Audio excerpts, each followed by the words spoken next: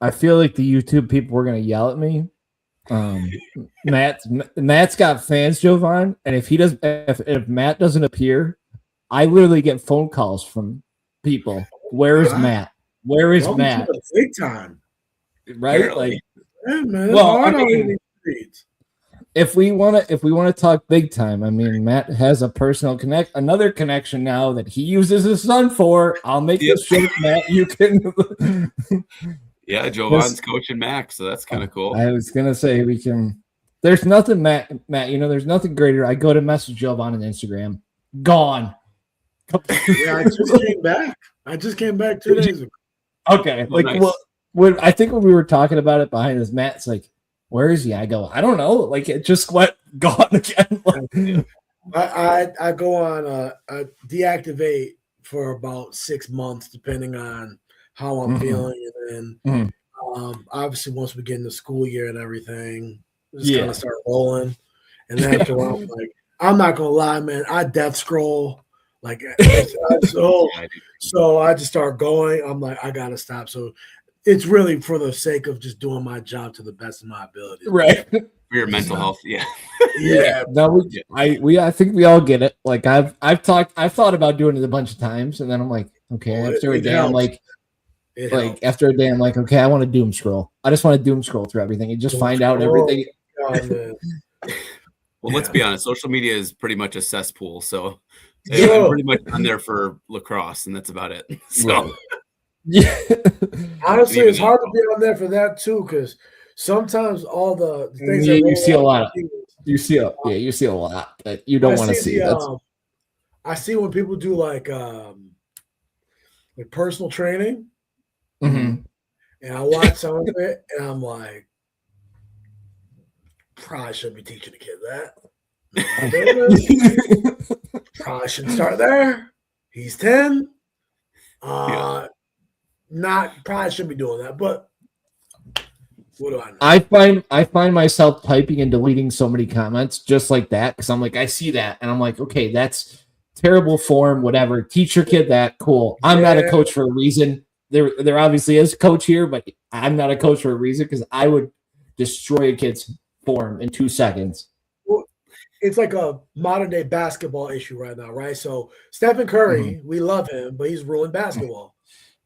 Everybody now thinks that they can pull up from 30 and shoot basketball. That's true. That's the greatest shooter that ever lived. He can do that. Now, I don't know how likely it is to be of somebody else being able to do that. So everybody kind of falls into that now. So my favorite is walking by the school delivering and literally seeing kids pull up from half court and just being like, oh, it's normal. Like it's normal. Like it's okay. Like, and they're working on it. They're legit working on it. Working on it. Legit. Go ahead, Matt. Go ahead. You're gonna steer this ship tonight. Okay, so we're gonna start with the women's bracket real quick. I'm gonna pull that up real quick. I was gonna say I have the you see that at all, Jovan? Did you look at the women's bracket at all? I don't know if you. I just know we have a home game against Loyola, right? Yep. We're road. Yeah. Yep. I did see that. Yes. Yeah.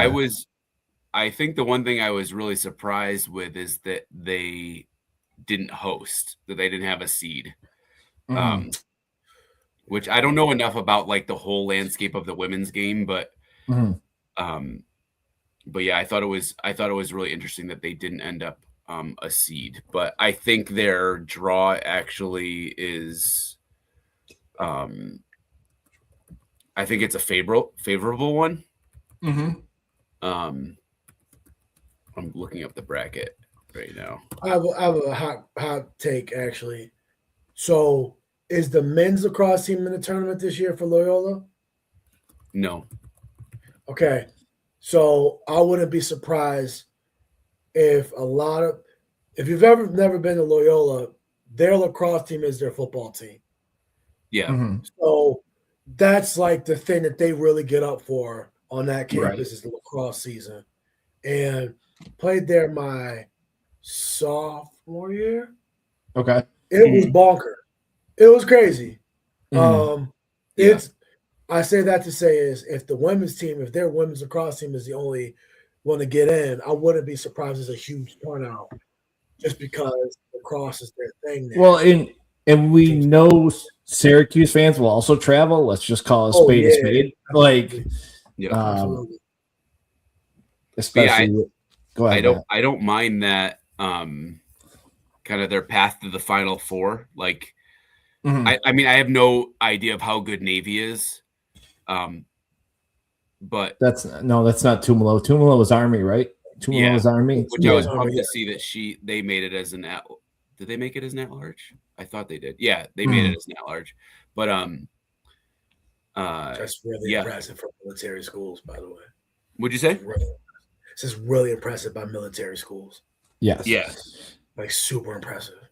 So rooting for them. They play tomorrow at 7 against Loyola, and then they play Sunday at 1 if they win.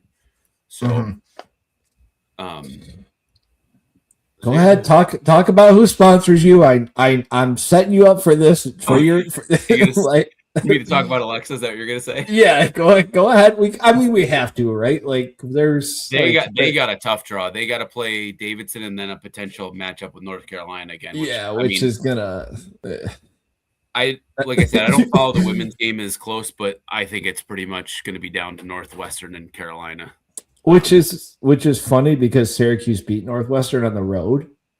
Like, that was right. I was gonna say that was like the big, and they didn't just squeak by.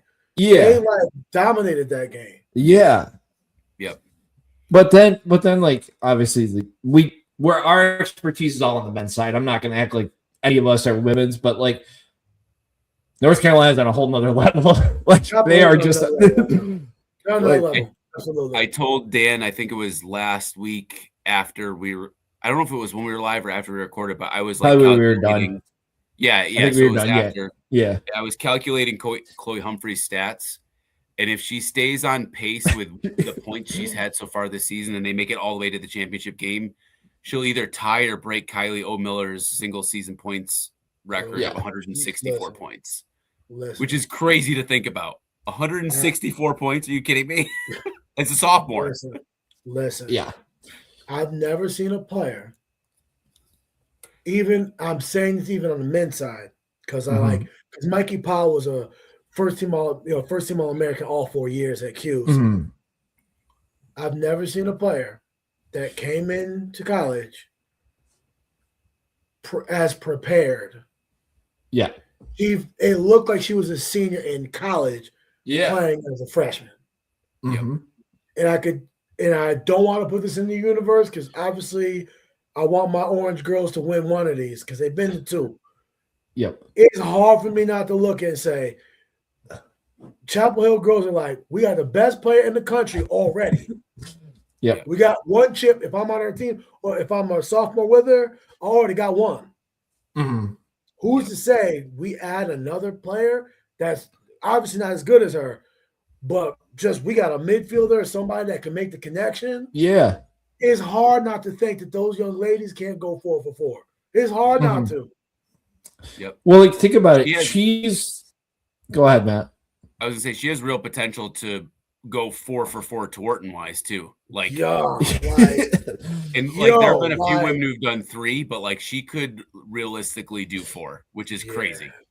It's funny because you think about how good Charlotte North was in college, right? And how good she was, and Chloe's a whole nother level of what Charlotte was. Which is crazy to think about. I was gonna say I don't know when the next Team USA tryouts are, but it'd be hard pressed for me not to believe they're not gonna at least give her an invite. Oh, she'll be on the USA team. She'll be on the team, no doubt. No doubt. It'd be hard for me not to believe that she's not on the team. Yep. So the riots that will happen if she doesn't get an invite, just an invite. Let's just call it what it is. Will be crazy. She might actually already be on the team. I don't know if she is or not, but I wouldn't be surprised. We're talking about this like she's already guaranteed roster spot. If she wants something in this, they're like, again, you just don't see. I mean, she gives me the Brendan O'Neill vibes where the player's so hyped, and then they match it, and then you're like, well, how much better can the player get? The only difference, not to throw shade at Brennan, but like she won a title, right? Like, Yeah. and she didn't just lead her team to a title; she led her team to a title as a freshman. Yeah. You know what I mean? Like it doesn't. It's very similar, and funny enough that she's at North Carolina too, but she gives very much like Michael Jordan type vibes in terms of like the level she elevates the game. Like, is, like basketball was kind of in a lull, then Jordan came and it like skyrocketed, right? Like that's kind of what she's doing right now with the women's game. And like when she goes pro too, it's gonna do the same thing with the pro game. Like it's only gonna shoot, like Charlotte's already doing that, but like add her in there and it's just gonna go to a whole nother level. I would hope that Charlotte becomes her biggest advocate though. Yeah. 100%. I think that I hate to say this, I watch more soccer than I do any other sport, but it's okay. You can't make the same argument. Like, all right, the American sports themselves makes a lot of mistakes because they always do the Jordan LeBron argument all the time, but they never played each other. And in soccer, it's the only sport that you could literally say that the two greatest players arguably were playing against each other at the same time. So you could have the argument in real time. Yep. So with Charlotte, are you yeah, go ahead. I was just gonna say with Charlotte, we saw her because of where she went. She went to BC. She didn't go to a Maryland. She didn't go to a Chapel Hill. Right. And she won a chip there. It makes her status on a whole nother level. But it's like she's not playing against Chloe. So it's not like the only time we'll be able to see the two of these players is if Charlotte stays healthy and she stays in the league, and then 3 years from now, Chloe now goes into the league. But I would personally, it would be nicer to have a little bit of animosity. I think it makes for better. It makes for better TV, and it makes for better. Better stories and narratives, and yep. Can you imagine if somehow, just some fluke way, they both end up on the same team though? Like just some fluke way, the WPLL. I could see that. It's the way it works out. I could see that, but like I said, if I'm trying to sell a product, I would rather 100%. I would rather do a Yankees Red Sox any day as opposed to LA Dodgers. Right. I love the Dodgers. I would agree with that. But you see, I mean, you got how many MVPs? You got Freddie Freeman, Mookie Betts, and Ohtani on the same team in the same lineup. And the minute somebody else wins another one, they trade for him. Or sign him. Like they just go out. So if I'm trying to sell a big picture product, I'm not saying this for like beef's sake, but it would have been funny if 2 years from now, Chloe be like, I don't think Charlotte could see me. Yeah. Or Charlotte be like, I don't think Chloe could do what I did with my team. How many of the girls from my team are playing in the pros? Not to throw shade at her. This is still my league, Chloe. Like, this calm yourself. My league, right? Like, that's just me. I don't know. That's how I work with PR stuff. That's just me. Yep. Right. That's fantastic. So I assume Max will be saying that soon then. So I assume you're going to teach that to Max so Max can start saying this when he's playing on the team. No comment. Yeah. So one of the points that we talked about when we talked about the season preview back in February, was how do we replace Owen Hiltz? Right. He was second in points last year to Joey. He, I think, total finished with almost 80 points on the season. I think it was like 77 points or something. So I decided to this week take just regular season points. I didn't take any consideration playoff points because we haven't played any playoff lacrosse yet. But so I took regular season up to the ACC tournament and compared last year to this year to see like how the players did.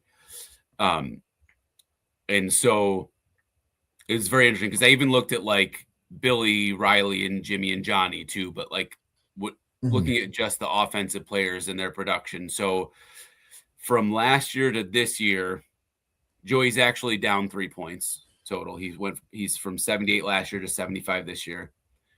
Leo goes from 37 last year to 53 this year, which is a 16-point increase. The most impressive one to me is Finn. Finn goes from 23 last year to 46 this year. So he's doubled his point production and is leading the team in goals. He has 35 goals. Roa went from 28 to 35. So he's at plus 17. Right. Peyton Anderson has more than doubled his points from 14 to 31. And then Hoddle has gone, and I took like our top 6 producers. Sure. Hoddle went from 10 at this point to 27. So he's also more than doubled his points too. So then when you look at all those and then you take into consideration that at this point in the season, Owen had 64 points, we're at a plus 13 actually in point production. So that was one of the points I made in February was that it has to be done by committee, right? Because we don't have a single guy that's going to produce 80 points like Owen did, right? And granted, I think our record was a little better last year at this point, or actually might have been pretty similar, but we're achieving that in our production in terms of, you know, we're plus 13 from where we were last year from our, you know, compared to Owen's stats, which I was happy to see. So it's kind of interesting. And then like I looked at we also got to figure Sammy into that though too, right? Like I think people also forget that one, like the Sammy production. It's not just it's last year. Yeah, but like I know what you're saying, Matt. You're not wrong, but there's the Sammy double side that McCarthy is kind of taking over this year. I think there's some of what's said about the numbers. What sucks about numbers is that they never tell the whole story. There's a red herring. There's a elephant in the room that's being allowed to stay there because of the improvement of Luke Roa and Mike Leo. And that elephant is Bear Anderson.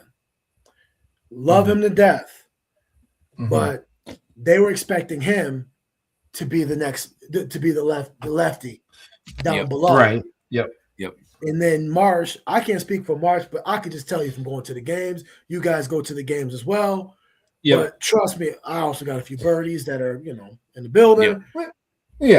He ultimately was watching that position and said, we're not 1 goal and 1 assist per game is not going to get us where we need to go.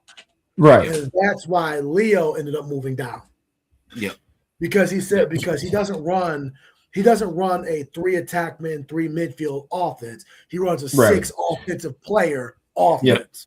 And so when Roa, who has shut me all the way up, now I'm his biggest fan.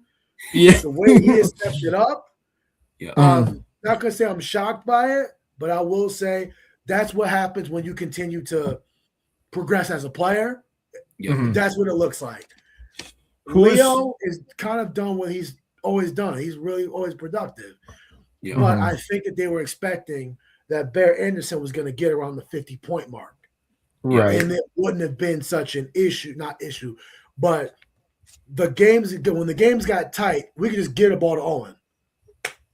Go get us a goal. And more times than not, he'd get us a goal. Or he'd get us at least a look, whether it be him, he would create an opportunity for somebody else. I think that we have the elephant in the room that's being allowed to kind of stay over there is that there's been an underperformance by Bear because he was supposed to be the guy moving down. Leo was not supposed to be going down to attack. He was supposed to stay up midfield. And then they said, well, if we're not going to get if we're going to be a very 6-on-6 team, then we need the points down with our attack. And if you look the guys that are in all the time, right? Right. So, like you said, the by committee thing, that's just one improvement. But I do think that with Roa going 16 more points, and then you get Leo with another 15 or 16 more points. It's hiding the fact that I hate to say it, but like maybe 20 or 30 of those points are supposed to be Bears. Well, and like you look at Hoddle, right? Like Hoddle that's another one where numbers don't really tell a story. Correct. He's like, correct. Because his numbers are there, right? We all know that. Absolutely. But like his numbers exceed almost triple what they should be. Like in theory, he's playing a bigger role. Man down now. We're seeing the man down rotation. Like, but some of that stuff is like there's what people gotta understand. McCarthy was a player that if he was doing what he was expected to do at the beginning of the year, we may not hear about X amount of other people. Yeah. And he, Marsh and Gary, I'm assuming they pulled the plug after the Maryland game. Now I'll give him credit. He scored a goal in that game. McCarthy scored a goal in that game. But he was just out there. He was just out there. It was a decoy. And he was getting so much time, wings, whatever. I'm under the impression that I was expecting him to take the leap of like a Ryan Connor at Virginia. The dude, my favorite player in lacrosse at that time, where he was like 28 goals, 14 assists, 72 ground balls, just everywhere. Yeah. So I was expecting a game like something like that. I think that after the third or fourth game, another struggle game, and I think they pulled the plug on it. But I think that if some of these players would have performed to a level, I think the Hoddle should have been starting from the beginning. But I do think that the problem with our midfield is that there are problems. Yeah. I think if I'm a team that's playing up, I pick on the midfield. Do you think, Matt, I know you're trying to touch on the numbers. Do you think there's something that to McCarthy getting worn down, right? Because I think that's what I started to see. Like, you're putting him out on every position. He went from not playing to, you're run back and forth. You're on face off. You're on man down. You're on every possession. It seemed like he was out there. And it's a preseason thing. Like, I would say he would have to ask Tim Burns, Matt Abbott, Jovan Miller how they did it. Well, we have one here, so I'm gonna open this up to you for this part. Because being tired is a part of it. Then, like, if coaches tell you when you get to like in your fall, when fall ball's over, usually you have a meeting before you go to Thanksgiving break or whatever, and they tell you, "Hey, man, we're gonna need this from you," or they're telling you. Or they'll say something like this: "Hey, man, this is a big year for you, and we're going to give you opportunities."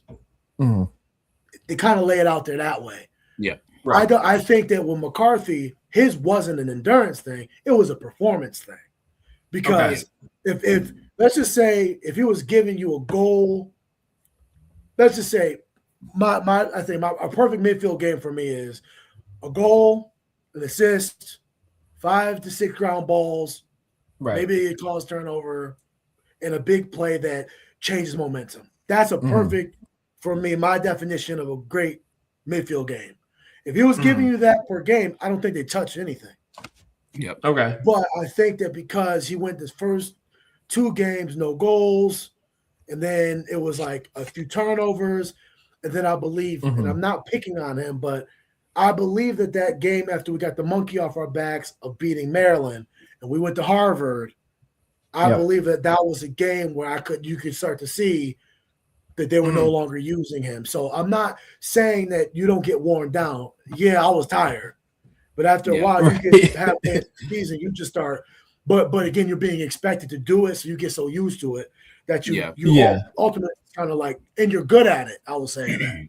I think that was on that first line, he's the third guy, right? So he's not expected to get 3 goals a game, right? Like he was, and then what you notice now is if we win the face-off, he's now coming off. He used to be able to stay. That was the Abbott to myself. You know what I mean? We were just we'd win the face-off. If Jeremy won it, then I was obviously just going to stay out there. Yep. Right. If we lost it, I'm staying on. Jeremy would catch a ride to get off the field because obviously we didn't want to wear him down for the faceoffs and playing offense. Well, the way that they were sorting it was under the pretense that he was still going to give you a goal and assist, whatever. Once it became that they felt like he wasn't giving them enough, it now turned into he was a winger. And then he was getting the ball. They went in there and it was coming off. It kind of worked out, too, because that Harvard game was the game that Ryder kind of got exposed on the short stick side, too. So, it kind of worked out that he could then fill in that spot, you know. And the week after when we recorded after that game, I almost kind of felt bad for Ryder because they just kept picking on him and picking on him and picking on him. And I was like, oh, that poor kid. Like, that game, I think it just exposed, in my opinion, our weak spot. And I love the guys. I speak to them regularly, but man, our midfield, we've had issues all year with that. Our midfielder, this will be the year, like, for example, we were very spoiled. The last 2 years we've had first team All-American from last year and Sam. And the year before that we had a second team All-American in was it Myers? What's his name? Stevens. Excuse me, not Myers. Stevens. I mean, those dudes were horses, right? Like we were very fortunate to get two guys that had played enough college lacrosse, they transfer in, and they just hit the ground running. Sam was out there all the time, and it's hard to replace a player like that. And again, he kind of goes into the two-way midfielder stuff that we talk about with my game or some of the guys before. But I do think that I don't think that they would have made such a huge swing of some of these things if I think that those games go a little better. I think we also have to call a spade a spade. Those guys were both transfers. Let's just call it what it is. There's not Jovan, I know the face, and I have the same. I'm going to say the same thought. Like they don't seem to develop midfielders. That's how I'm going to say it. Like I agree. Whether it's whoever, like there's just no development there, right? How does the exception? We all know that. Like nobody's saying. The thing about, but I'm going to push back on that. He's still not getting enough time for me. I agree, but he's at least producing. That's what I'm saying. Like there comes a point where, again, I think different coaching philosophies. Yeah. But Coach Tesco, when we're under Coach D, there comes a point in time where he just ultimately says, he doesn't say it out loud. I could think of some people in my head right now that I went to school with that I was sharing time with, and then they made a bad play in a spot, and after that, it was like, Jovan, this is your spot to lose. But there comes a point where the coach ultimately just says, so like I can't put you back out there because the games are going to get bigger and the games are going to get more intense and the games are going to get, more nip and tuck. I can't have you out there. But he doesn't say it. I say that to say is right now, the only midfielders I could straight up say, like, roll a ball out there and be like, they got to be out there is Hotto and Roa. And it's been really a who's who with the third. Because Peyton's had his games. He's had some great some games. And then to me, I think the biggest upside is McEntee, in my opinion.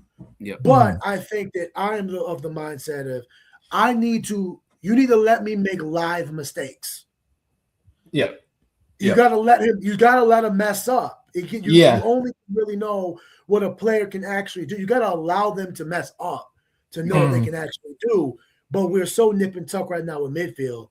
It's hard to put them out there to make mistakes right now because it's the most inconsistent part of our team right now. Yeah. It's the hardest thing for us to judge right now. The thing I've been saying all season, whether it's Bear and I think Matt can even fall into that category, is like it seems like there's a lack of confidence. You can see absolutely. Almost like afraid to make mistakes, right? Like, which is funny because it seems like Gary's philosophy is very much a like just free flowing, do your game kind of thing, and that's so counter to how they're acting, too. Like, you would think that if that's kind of style, that they wouldn't be afraid to make mistakes because it's like, oh, just free flow behind the backs, whatever. Like, so it's very interesting to me because it seems like those are counter to each other. There's a free flow that people think that is being enforced by Gary.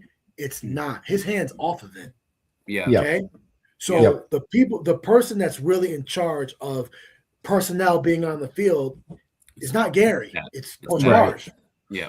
And then you also add in the fact that these kids are 18 to 21 years old and they want to play well. I've always said this a number of times. When I've played bad, I've said this a million times. Dog, ain't nobody paying me under the table. I'm not intentionally trying to play bad. Yeah. You know, I've played bad. I'm like, I didn't try to. It just wasn't my game today. But you get spoiled by the 85 to 90% of the time where I'm awesome. And then when I don't play well, I think that they're also bigger than if you're telling a team, this is the blueprint. And then the kids are like, well, I'm not going to mess up, but I'm also not going to take that chance. So it's not a fact that they're nervous about maybe getting their spot taken. It's like, if I make this mistake, it's going to put us in harm's way. And I can't make that mistake. And even now, like, I've noticed a difference even in Joey's play. And Joey looks exactly the same as last year in a way, but Joey's playing differently too because his safety valve at the end of the day was still Owen, right? So, like, everybody's had to adjust to having this is a different team. You've had to adjust a lot of things to the personnel. I was gonna say, I think people underestimate how much March has a hold on everything because, like, you see it in the huddles every time Gary walks away from the offense. Gary chilling, it's not. And I've just accepted it at this point, right? I've called them pockets. I've just accepted it, right? Like you have to, but he walks away, and you see March take over the offensive huddle every time, and he's calling everything. And it's not a Gary. It's not a Gary, even a Gary criticism. That's a free flowing style, and it works for a lot of teams. And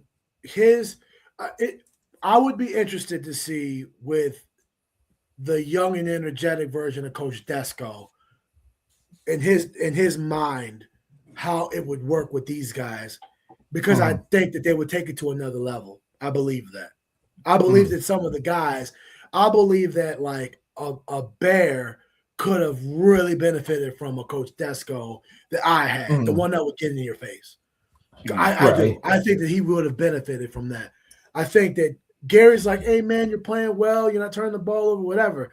But there was a difference in like, hey, man, thank you for not doing like pats on the back as opposed to like, in my case, I was told like in so many words, like, yeah, we know – we've seen how great you are. You're not doing that for us. And it wasn't a lie. It was a, hey, this is what we expect from you, and this is what you're giving me. Right. I do think that some of the guys, the underachievement hasn't been from a lack of effort. It's been from a lack of motivation. It's the way that they've been, you know, presented. Yeah. You know. So a couple other notes before we get into UNC. All-Americans came out today. Joey got first team. Yep. Roa got third team. And then Leo, Dwan, Fig, and Bowen got honorable mention. Which my first kind of reactions to that are, I think Figueres is the most underrated I think Fig should at defensive least player in got the country. Third. Yeah, should at least got third. At least third. At least third. I think Leo would have been higher, but he was considered an attackman most of the year, so he got an attackman, so I can see why he got kind of bumped down a little bit. And then I was really happy to see Bowen on that list because that kid is an animal. Like, he is just – I talked to him personally, too. I held him on. Yeah, like, he's – every time I watch him, I'm like, he's a linebacker out there. He's a man amongst boys. Like, have you stood next to him? Yeah, he's giant. He's a giant man. He's a big dude. Yeah. He's a big dude. Yeah. Senior day, he came up to see some of his family in the stands, and I was like, oh, my God. He's a big dude. You're a lot bigger than I think on TV. Yeah, I see you on TV. You look small. Like, and you, yes, I'm like, golly. Goodness.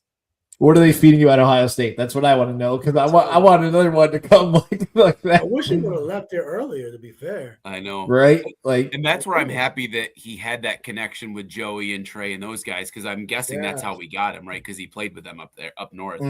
Yes.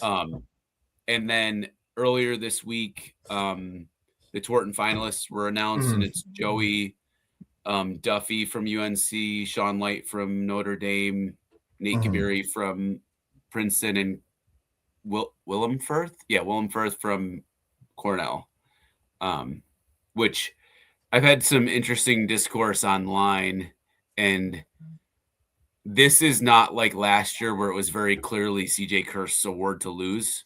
As much as I love Joey, like this, I think this year is going to be very much predicated on which team has success in the tournament. Yep.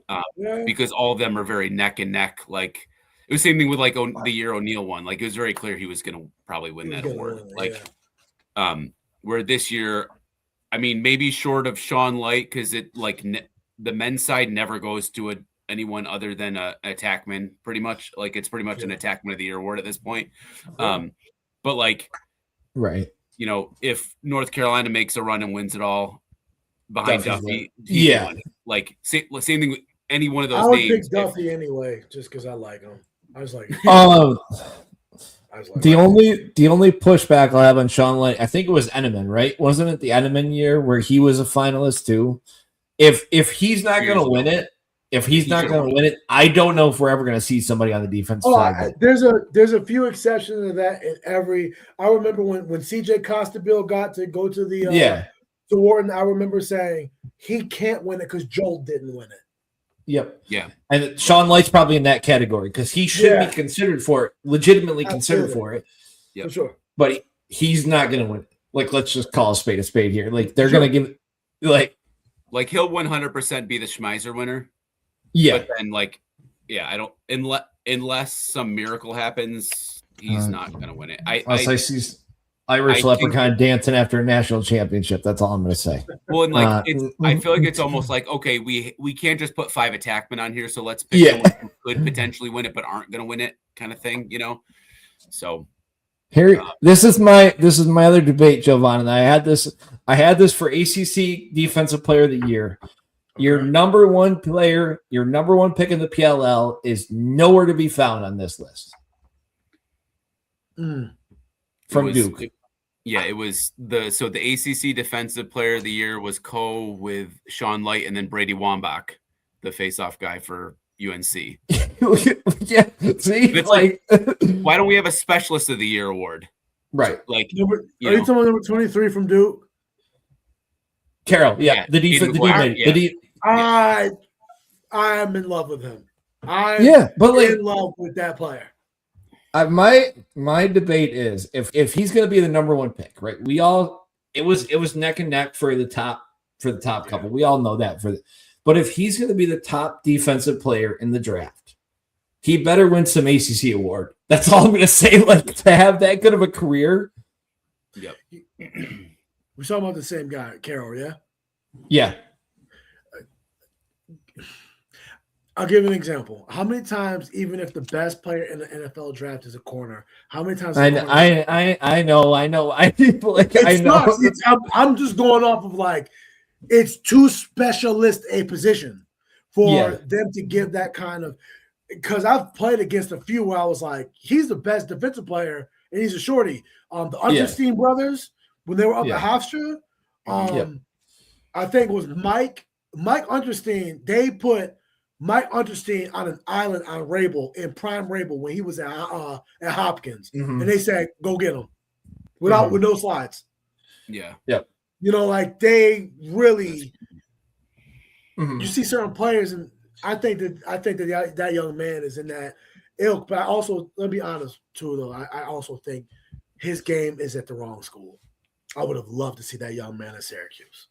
Yeah, I would have loved to see him play at Syracuse. That's a good example of what we saw from McCarthy. Yeah, is like that of like that kid does everything. He can do anything. You know, that kind of thing. But all right, so let's talk about last Friday. I want to talk to the one man clear first because I'm going to ask him this question. Matt, we had this conversation behind the scenes. Why? This is a frustration I have. All year they pass the ball up, right? They finally get the one-man clear down. They finally get the Matt Abbott. They finally get the U, whoever we want to call it, right? Right. And now this game, they decide, nope, we're going to play the pass game again. We're going to we're going to get to midfield and we're going to pass. Wyatt Hoddle, the fastest player on the team, passes the ball to nobody. Like, I hate to say it, but hate to say this, but I can tell from the way that they don't practice clearing. Yeah. They don't pass, like, because it hasn't been last year, because of how ugly clearing was for us consistently last year. Yeah. And they had to figure it out by the end of the year, and it started to work itself out. Obviously, we get to a Final Four. This year, they were like, well, it hasn't been an issue yet. We haven't heard anything yet. And then all of a sudden, we get now to the point where the teams that are playing you, they also can adjust. Everybody does 10-man now. We understand that. But if you're not letting the math itself too, when somebody comes down to get the ball, right? When you go over in the film and stuff, they tell you this is your way of escape. Everybody, you should always know, if I catch it here, I look X, Y, like this space or this space. If it's not there, then I'm running. That's usually what the guys do. That's what you're supposed to do. But to answer your question, it's because they don't practice it. And it just hasn't been a problem yet. Now, let us make that mistake on Sunday. We're going home. Right. Yeah. Right? Like, it's going to be over. But you can tell we don't do we do big picture stuff. These Syracuse teams I've noticed in the last few years don't do a lot of attention to detail stuff. They do big picture stuff. Clearing maybe seems like a very easy concept because it rarely happens that we have failed clears. And it might be 2 failed clears. But if they lead to a goal in a 1-goal game, that's the difference. Right. That's the difference. So they're not practicing it. You can just tell. Yep. My overall take of this game is we played a good 50 minutes. You sound like O'Derna. O'Derna had the same presser today, and he said the same exact thing. Like, well, 50 him and I were talking about it. I was talking with him about it, and that's what he said. He was like, we had a total of maybe 10 minutes in that game. You know, those 2 runs they made, but the rest of the game was fine. Those 2 laps, and you talk about attention to detail, right? Those 10 minutes cost the game, right?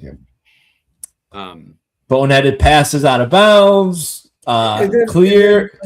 And then on top of that, and I gave him. I'm very great. Me and Joey speak probably once a week. I'm pretty graceful with him, because I just try not to be a hard ass on him, just because obviously it's very difficult to be in this situation anyway. But I just said I told him I don't think he was very assertive. I think there's a difference in letting the game come to you, and there's a difference in just letting the game go by. Yeah, and I think like he was effective, but I do feel like the guy that was guarding him was great. He's a good player, but I still believe that you're a first-team All-American quality player too. I think we could have put you in some spaces that you can run at him. You can go under him. You can go over the top or whatever. Yeah. And I think that it would have evened itself out if he was a little bit more assertive. So I feel like, there was, like you said, there's a 10 minutes of that game. I believe, in my opinion, I thought we lost the game in the third quarter. Honestly, I thought the way that third quarter went, it was very hard for me to feel like going into the fourth quarter, we're just going to all of a sudden figure it back out. You know? The problem is though, like they've had those third quarters or second quarters, whatever we want to call it, right? And then they turn it on, and then it's like, okay, here's the run. Yep. And you didn't see it. There was chances to see it, and then they throw it out of bounds, or they stupid play after another that UNC gets the ball. Turnovers. Yeah. We've had some elephants expose themselves in the weird spaces. Last year, when you're on any championship team, the one thing you want to have in connection is that you want to have your goalie and your faceoff guy are in good spaces. Yeah. I feel like, so what team did McCool make an All-American team? No, not this year. That's crazy to me. Yep. That's crazy to me. How? Yeah. Right. If and I'm not even knocking the guys who vote for it, but y'all watching the same game I'm watching. If he's not the goalie, we're giving up at least 15 to 16 goals a game. I'm so for real. Yeah, no, I'm not laughing. I'm not laughing at you. I'm laughing at the idiot. I'm laughing at the idiot Syracuse fans who blame Jimmy after every game, and that's their first statement. They don't know what they say. I'm sorry. I'm not trying to knock. I know this on live, whatever. They don't know what they're saying. There, you ain't watching the same game I'm watching. But these are. That's why I need to stay away from the forums because I see it every time. Right? It's the dumb. I'm sorry. I respect. Yeah. No, I know. To have your opinion, but like, you don't know what you're watching. But I'm gonna say this about Mullins had a horrible year. Yep. He's not been the same from last year. So we talk about comparing the stats, right? He is down about 11% from last year. Which is crazy. Make it, take it, man. Well, see, but that's the thing, though, right? You had Sammy last year. And you had Sammy on the wing, and you knew like whatever it is, whatever play is called. I don't know the nuances. I don't really care how Johnny sets it up. Or usually lock off wings. Yeah, but like you had Sammy, right? And we're talking about McCarthy here, and they keep putting McCarthy out on the wing, and they keep putting McCarthy out on the wing. They rotate Bolañino once for the shorty. They don't change anything up.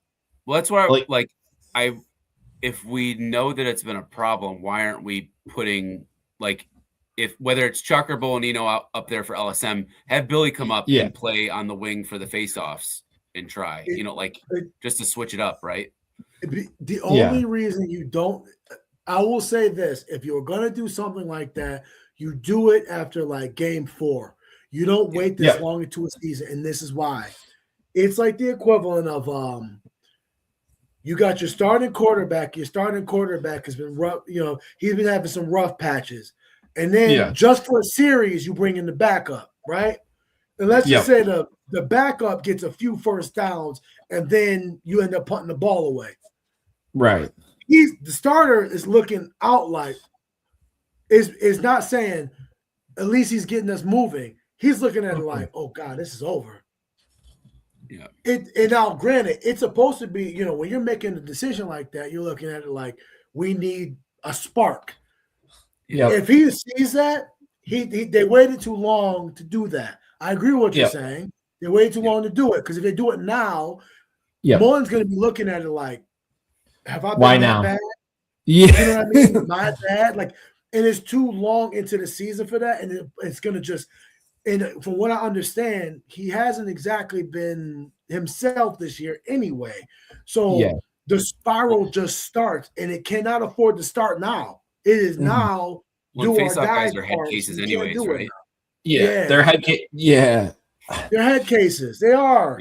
And he had such I will say, though, this game this past Friday, him going 50% against Wambach, I was impressed with. Good. That was a good game out of him. It's funny because we talk about how stats don't always paint the whole picture, right? Some of it was just timing. He was hot in the first half, but then when we got down and kind of needed them to win, he didn't win them at the end of the game, right? So some of it's also, but the fact that he started so strong too, I was like, okay, maybe he's locking in a little bit more. Yeah. He didn't have as many jumps this game too, which was good. And the most misleading stat is face-off wins because you scoop it for 2 seconds and they call it a win. And they call possession, right? Right. And somebody gets it checked out, right? And it's still okay. So we're talking about 11% this year. We may be talking about a way bigger number if the rule changes. I'm not saying it's going to, obviously, and it's 2 passes or it's in the box like it used to be. That's a whole nother conversation. He's also the player too, and this is the part we have to understand. As the player part too, there's this part of him that I can speak as a former player, where he's like, I wasn't a face-off person, but I just know their mindset is, dog, this was so much easier last year. what's going on this year? So now you're already in your head because 11% is crazy. If you would have told me like 5%, I'd be like, okay. Yeah. Well, 11% is crazy. That's a drop off the unit like that off the cliff. Yep. Yeah. Well, and it's last year he was at almost 64%, and this year he's at 50%. Yeah, man. But like it's been an all year thing. They just got away with it. I hate that they got away with it with certain teams. Yes. Like he won it. He wins it clean. They get it down in the box. It seems like anytime it's mucked up, they seem to lose the face-off. That's what it seems like. If he doesn't win it clean, they tend to not win it. We've also had a little bit of an issue when it comes to wings are so much different now because they're all going to these face-off, camps and stuff. So now all the face-off guys win the ball to themselves. They all know how to carry with the ball now. What's his name? Wambeck, whatever his name is. He scored 2 goals. Yeah. Since when we ever hear a freaking catch a crease pass, turn, and know what to do with it? Yep. You know what I'm saying? Like, they're much better suited. So the wings, and I hate to say this to all my face-off guys of the world, but I don't trust you when you tell me go all the way down.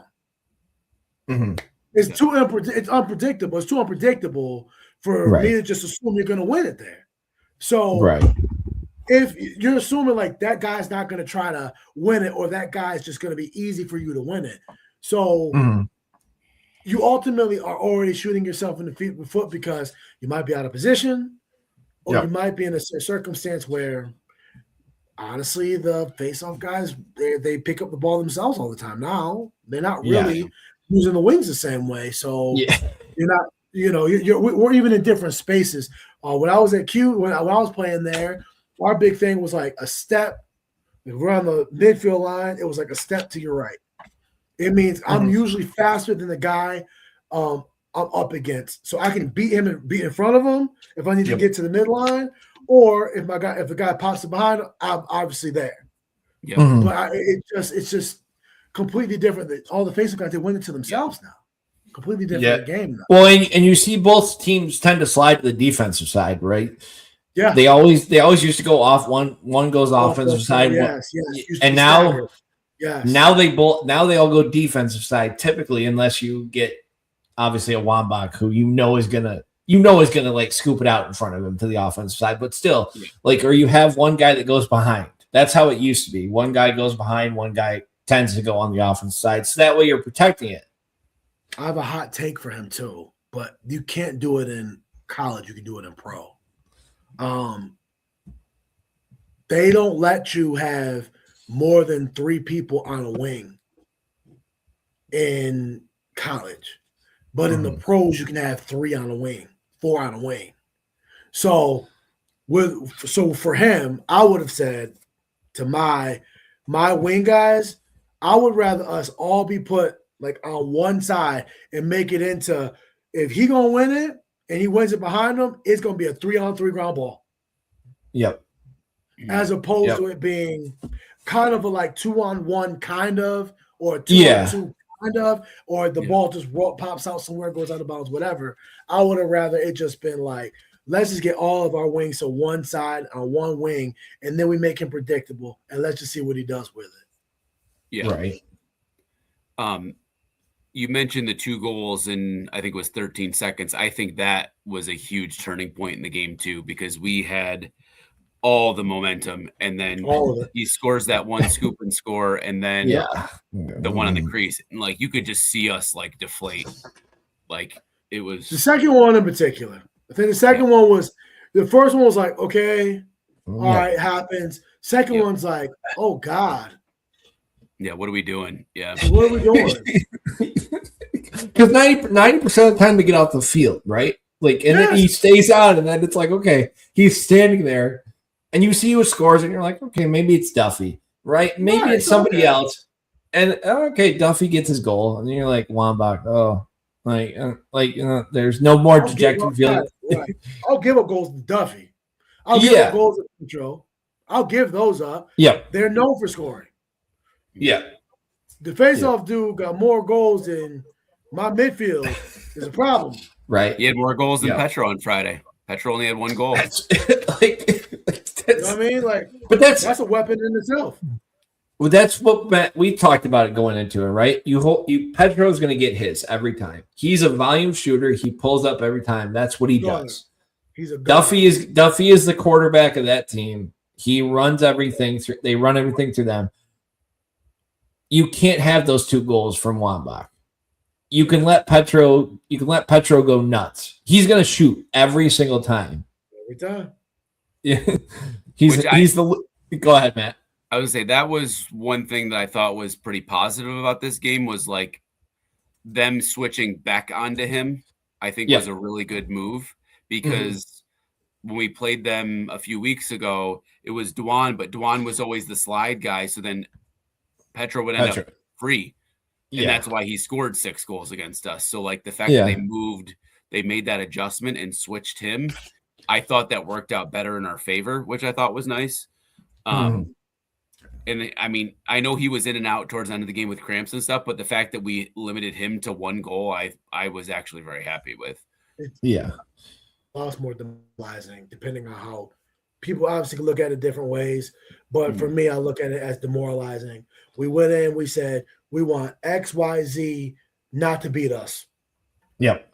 And we did it. And we followed this plan. Right. Yeah. And the face-off guy has more goals than their leading goal scorer. Like not only the face-off guy, but you have attackmen that haven't scored all year for them, and they get their drive-by shot. Yeah. Yes. Like the diving, I don't know who it was, but the diving goal where he jumps and he runs in front and he dives, and it's a fluke play. Brevin Wilson, I think. Yeah.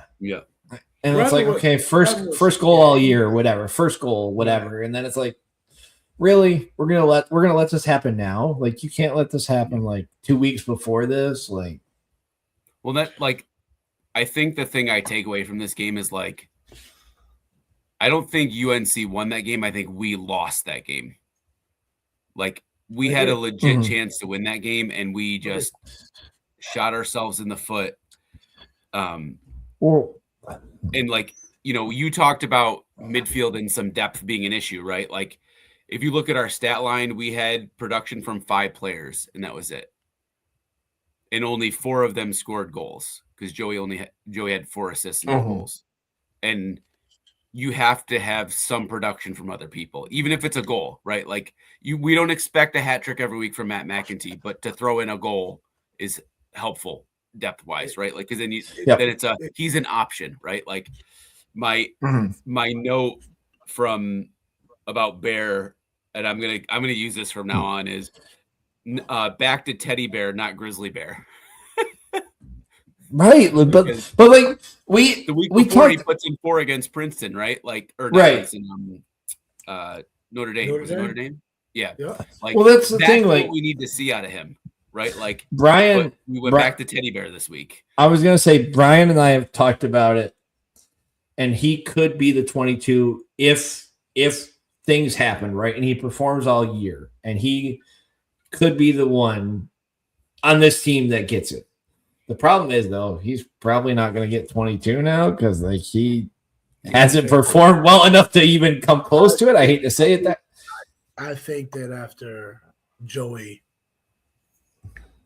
graduates and whatever, if we win it or not, I think it should go back up in the rafters for a minute. Personally, I would agree. I think it should go back in the rafters. I haven't. I don't see how. I understand it's a recruiting tool, but I don't even like to mention the tiers of it because it makes it comfortable for me because it sounds like I'm hating on the guys who won it before. Yeah. But I would say that well, I don't see a 22 on the team. I don't. For every Joey, there's a Jordan Evans. Like, I hate to say it that way because he's the unlucky. Right, because I actually liked him. I think Jordan's a nice guy. He's right. But it's when you have number 1 or number 2 overall recruit and you're an upstate kid, there's a whole nother level of pressure as an upstate dude going to SU. I'm just going to tell you that from personal experience. There's a lot of pressure with it, but it's hard because he's now he's now in his own category. Yeah. Right. Like, not to die to disrespect him, but unfortunately, he's in a category of like, you don't want to be this 22. Yeah. Yeah. And I always tell the story of sitting in front of his parents during the quarterfinals, Jordan's parents, right? And you're like, okay, like you can hear the dejection, right? Like, okay, like you're talking about it. All that pressure from him. He's the number one kid out of JD. Yeah. Everybody talks about him. USA Lacrosse was talking about him. Everybody was going nuts. And then he just comes in and does that because of injuries, because of whatever you want to call it. Right. And then that's the problem. Like if let's just say Bear, hypothetically, Bear gets 22, what happens if he has a Jordan year? I hate to say it that way, but then we're having a whole different conversation. Like, okay, should Bear be on the field? Like we're and somebody was on the team with 2 22s, actually 3. Hardy, Cody, and then JoJo. Mm-hmm. You better pray you don't have freaking social media, cause right? No, I'm serious because every time, like, cause with fans especially, they'll make it seem like if I'm just gonna say, man, you better pray you don't have socials because I like I said, I think that after Joey graduates, I think that we should I think it's okay for it to go a little bit of time and nobody wear it. It's okay. Yeah. I think that we're at that point with him. I have 2 points to that. One, if we're already having a little bit of issues with Bear and his confidence and asserting himself, the pressure of 22 is not going to help that. No. And then 2, and I've said this before, is 22 at Syracuse is not 1 at Maryland. It doesn't need to go to someone every year. Yep. It needs to go to someone who, and not to say that Bear's not a bad player. I'm not saying he's a bad player, but someone who is worthy of that extra high level that can handle the pressure, that can handle what comes with that. And Joey's talked about that towards the end of this season and in media talks that like he didn't even now, like reflecting on it when he came in, he didn't realize how the level of pressure that came with that, and not just for on the field, but like in the community and like everything. Like, and so I love the idea of giving it a little bit of a break until there's someone who could handle that, right? Like, well, because it's a lot. The guy behind me, Matt, I've told you this, obviously, what the guy said when Joey broke the record. Like, when Joey broke the record, and a season ticket holder, we talk about the fans, right, and how they are. He looked around and goes, well, finally he deserves to wear 22. When he broke the record, this wasn't even leading up. Like, so I'm not saying Bear should have it, right? I'm not saying. I mean, I rarely ever comment on anything on socials, but before I'd taken my hiatus for a few months, I remember when they were talking about, I think it was on Lacrosse Network, when they were talking about he needed X amount of points or whatever, and started reading comments, and I was like, okay, for the first time, I'm actually going to have a nice argument with some people online, because the way that they were talking about the feat itself, and the way that Syracuse fans, listen, I will tell you this about Syracuse fans. They love who they want to love. Yep. And they will do nothing. They will not go against who they love. And we love ourselves some Powell brothers. Yep. We love ourselves some Mikey Powell. And I believe there's nobody outside of Gary. There's nobody that can wear it like him. And I get it. And that's okay. However, the problem that I have, and I always make this argument, and trust me, Q's fans don't want to hear from me. I'll always ask them, when he was wearing 22, who was on his team? Yeah. Because he was I said, I believe Joey Spallina, there's no 22 that's had more pressure on them than him. 100%. Well, especially leading up to the points record, right? Like, because it was okay. When is he going to do it? When is he going to do it? When is he going to do it? Points okay, record, he's not going to do. Yeah. I was going to say mine's not even about points record. Yeah. Mine is about state of program, right? Yep. So like Mikey Powell was a continuation of something where we were already Final Fours and national championships. Right. He was just already there. So like Casey had went, Ryan had went, Mikey's there. They're all still going to Final Fours. They were still playing in the big games. It was a continuation. Joey was part of the facelift. Yep. We had to tear it all down, right? Like we had Joey was the parting gift to Coach Desco. People don't know that. That was his that parting gift, that recruiting class that's all seniors now, that was Coach Desco's gift to the university before he left. Yeah. But nobody's had more pressure of, so we were not very good when Joey came. Yep. Right. And then it was the unfair comparisons, because I don't know which year was I forgot where we finished his freshman year. Like 8. Was that the Denver? 8. Was that we lose to Denver? Was that No, game? we didn't make the tournament his freshman year. It was sophomore. I think it was sophomore year. They lost to Denver. Yeah. Lost to Denver last year, Final Four. Yep. These same fans are now saying, if you don't win a title, you don't deserve to be 22. And I have a huge problem with that. And I disagree with that. Yep. I'm just going to tell you, we'll just vehemently disagree on that, and people are allowed to have their opinion. But I will say that when Mikey Powell was at Syracuse University, Josh Kaufman was playing midfield. He wasn't even playing down at attack. Liam Banks led the country in assists. Mike Springer had over 40 goals.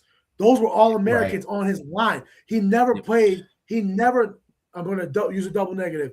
He was never not on a team with another fellow All-American attackman. Right. Or 2 All-American midfielders on his team. Yep. So he had more talent. So when people say if he doesn't get to a Final Four and win whatever, and I'm not disrespecting, I hope it doesn't sound disrespectful to the modern players that are up there. But I'm sorry. Please show me the player. I love LaGroa. He ain't Sean Lindsay. No. Sean Lindsay's my favorite midfielder that ever went to SU. Yeah. Easily my favorite. I couldn't see Sean. Right. And Sean was on his team. I was on Mikey Powell's team. Yeah. So show me the player that he had, that Joey had on his team. Right. That is that equivalent.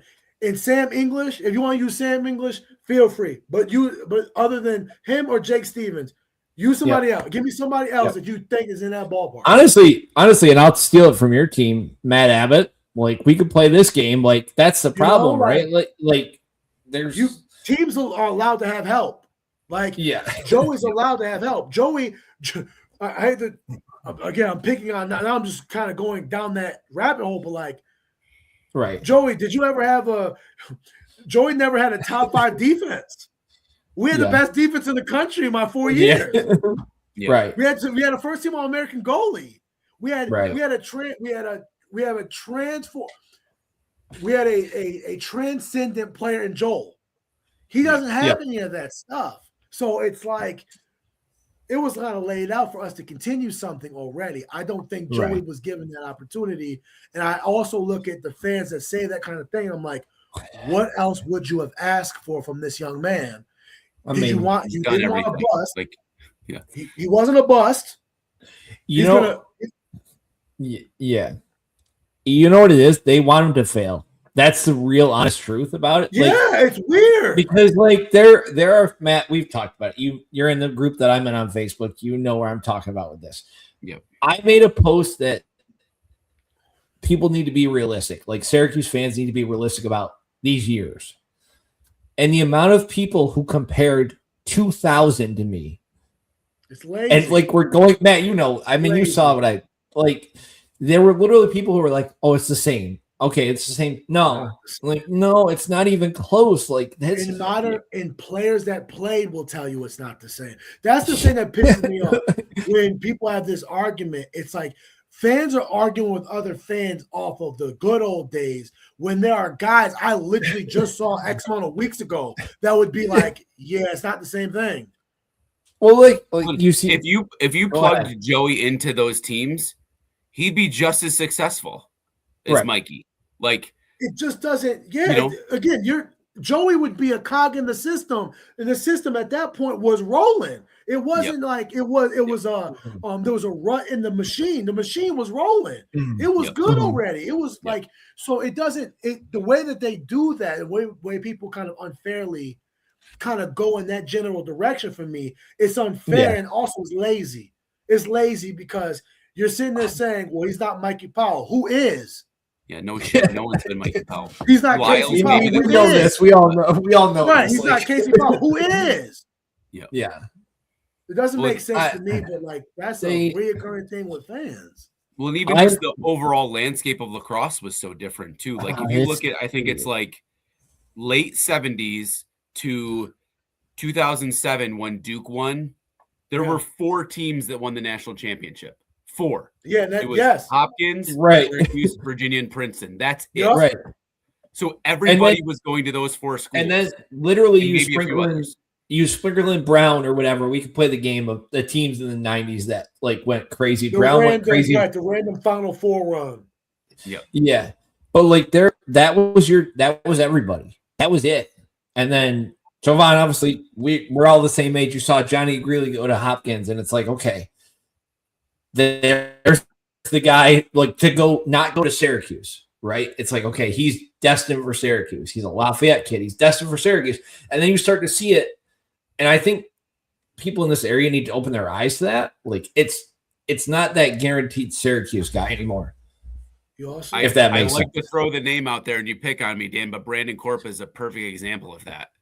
He could have easily gone to Syracuse or Hopkins or Virginia because he was recruited by I know he's definitely recruited by Hopkins or Virginia. I don't know if Syracuse did, but then he went to Colgate and he was the 3-time Patriot League Player of the Year. I don't like. There's certain players like that. That's a weird one for me because I think that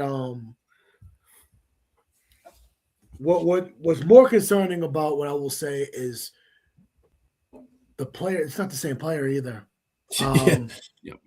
Caliber wise, there are not a lot of guys that are coming off this area that I say, man, I can't wait to see that kid play in college. And I feel like at the time when he's using the Greeley example, Greeley was the beginning of the you can't say Syracuse is calling you and they automatically pick your school. John Greeley was the first one that got out the yard, and after that, I got a few.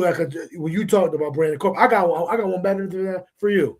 Thompson. Connor Cannizzaro.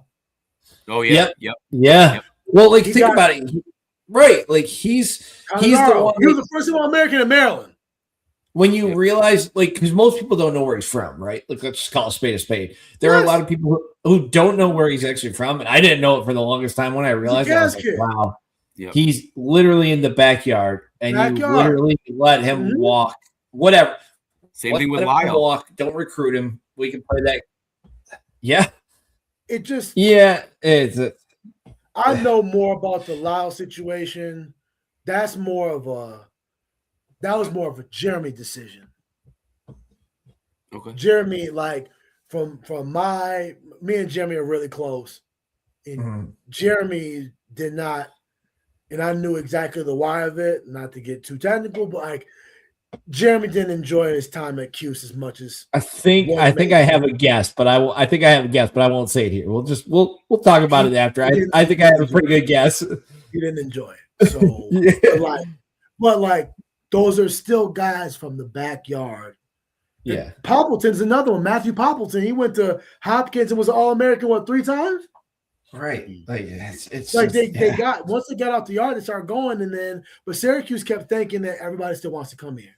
And now well, like Matt, we've talked about the legacy kids, right? That's another one. Like legacies are big too. You let Colsey's kids, whatever the situation was, you let Colsey's kids get away. I don't know what the situation is. I'm not saying anything. I don't know, right? But like there's no way in my brain where you let those both go. You make them say no to Syracuse. That's the way that I think about it. You make them say no. A few weeks ago, this is no lie. few weeks ago. Yeah. Kind of started a little bit starstruck. A little starstruck a few weeks ago. I met no, little starstruck when I met Roy Colsey. Little bit starstruck. But like, like, yeah, we're already starting to go ahead. Roy, you're good. Roy, I guess I'll say it like this. Roy left it to his child, but at the same time, it was like, you ever heard somebody be like, you all got children. You used to like, if you want to do that, you can. Yeah. Yeah. But I'm over here and I got all, like, you can make your own decision, but I'm not going to really rock with it. This is one of those where it was like, he felt like that about SU. Opposite. And I think we saw that with Ricky's kid, right? Yeah. Ricky's kid goes away and then comes back. Yeah, like they don't like the state of the it was more like the state of the program. And at the end of the day, so his son's at Duke right now, right? And Roy, this is true. This is from the horse's mouth. He said when he was transferred from Virginia to go to Duke, he sat down with Danowski, and then they ask Roy, hey, like, what are you looking to get out of this, whatever? And he goes, to be fair, I don't really like you guys. I don't like your school. I don't like anything about it. He's like, I'm only here because of my son. You should be asking him. Awesome. Bruno's like, you should ask him. So he's already laid it down of like, he obviously would he have like ideally if the university was doing, I guess we were back to a certain space and we weren't having, got to look at it too, the turnover. We have a new AD coming in. There's like all this different stuff that kind of tie themselves in weird ways. And I guess my thought on that is you have to bridge, whether it's Desco, right? Whether it's somebody from the staff. There has to be, and from what I know, we can do this for hours, right? We can talk about this whole part of it. You have to have some connection to the alumni, whether it's somebody on, Jovan, you have to have some connection where somebody's reaching out to Roy. What is it going to take for your kid to come here? What is it going to take for your kid to say no? Whatever it is, like. I also gotta understand too, like Roy's gotta like you. Yeah, well, I'm leaving that part out for obvious reasons because Matt loves who we're talking about with who he loves. Roy has to like you. Like it's one of those things. Like there's just certain people. If I know people like ultimately going to make your own decision, but it's like, hey man, if I ask my best friend, like, hey, what do you think of her? I want to marry her.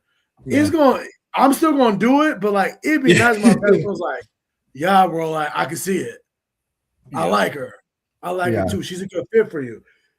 End of the day, like some of the people that you got, the legacy people that like they were fitted for the program at the time. Abbott coming, fitted for the program at the time. Curry, fitted for the program at the time. Like the fact is that the guys, the legacies, they also were darn good players. So it was easy to get the guys to come at the time. Yep. Mm-hmm. So go ahead, Matt. I have one more. I'm like praying because there's a couple coming up on the women's side that I'm like, please, Reggie, get Kark's daughter here. I want to see Kark's daughter play so bad. I'm gonna defend. You're gonna make me defend Reggie because I'll just say it from this side. I know Reggie Jovan. Obviously, you know where he's from. Obviously, it's not. I guarantee he's talked to Kark. That's how I'm gonna say it. I guarantee he has reached out to Kark and had the conversation. Yep. He had Gebhardt for a while on the staff. You can't tell me he doesn't have contact with Kark. That's all I'm going to say. Yeah. It's a weird, but again, it's just going to come down to like the one thing about when you're an alum of such a big program and such a well-known program is you don't want to shove it down the kid's throat. Yeah. Like you want the kid to fall in love with it organically. You don't want to just be like, you're going here. You get a lot of resentment that way. Yeah. I think the argument though for the Kark thing is it's different because she's going to come on. Let's just say she comes to SU, right? Sure. Nobody's going to compare her to her dad because you're never going to see the comparison. Whereas in the Colsey kids, We know how good everybody knows how good Roy was, right? That's what they're going to hear about, though. The constant comparison to Roy every single time. They have 0 points. Well, your dad never had 0 points. Your dad always, that's what they're going to say. When I think that's, going back to Spallina, like I think that played a part in Alexa's flip. Yes. And granted, some issues with the program potentially and some of that kind of stuff too. But like from all of my conversations with Joe, like she wanted to make her own path. She didn't want to be Joey's sister. Right. She wanted to be Alexa. And it didn't help the trainer had left too, right? So like that didn't help either. You know, when you're getting that kind of changeover. Now, I think that Reggie gonna keep that train rolling, honestly.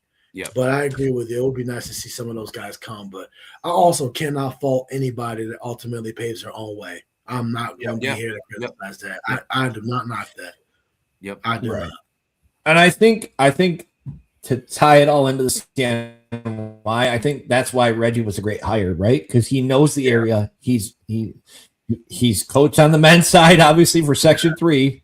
Like I think he coached against you, probably, right, Jovan? He was one of our assistants. More than likely, absolutely. But like, he knows that side. He can connect with these CNY coaches, whether it's random players that aren't legacy kids or CNS kids. Obviously, we know whose kid goes there. It's not a shock whose kid goes there. We all know it. He can connect with them. He played with him at SU. He knows the father. Like, we all know how it works. Like, and we've had Matt, obviously the three of us have a conversation with Ricky. I know which way his daughter is going to lean. I'll just say it that way from the way her dad talks. That's how I'm going to say it. Like, So we mentioned the state of the sport, right? And it's a perfect segue into looking at the bracket. Like, there's so many teams nowadays that are good, right? Like compared to back in the day, right? Right. Do you have the bracket? Can you pull it up, Dan? I do. I'm going to make sure that this works. There we go. I don't know how well you can see it. So I mean, it's small, but you can see it. Okay. Like, this is a year that I think is like so wide open. Like, I think Princeton is very good and they could very well win it, but like, there's a lot of teams on that list that if they make a run, have a legitimate chance to win it. SU being one of them, right? Like, if SU locks in, they legit have a chance. But you could say that for them, Penn State, Richmond, Duke, Virginia, Georgetown, North Carolina, Cornell, Hopkins, like Notre Dame, any one of those teams, they get on their streak and they could win it all. It's not like last year where it was kind of destined to be Cornell kind of thing. Like, I'm only laughing because a couple weeks ago, Virginia was an afterthought, and then they hit it on all cylinders, and now they are a team that nobody wants to face. Like, I'm just glad they're on the top half of the bracket away from us.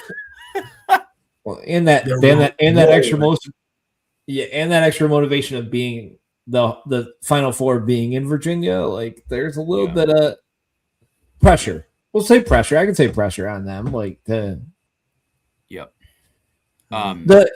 playing games are dumb to me, and I don't want to do this. I know teams deserve. Like, we all see it with basketball. There's no shot that they're going to stay with those teams like the top seeds. Like, there's. Yeah, I don't see Marist beating Princeton. Jacksonville has a very slim chance. Like, if they're playing, I mean, Jacksonville has upset ACC teams in the past. Yeah, I shouldn't say it that way.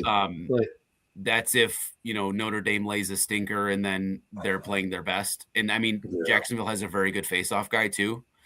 But yeah, those are kind of like, and I think they said the stat of like, if you're the number 1 seed, you have like a 90% chance to make it to the Final Four. And if you're a 2 seed, it's like a 70% chance or something crazy like that.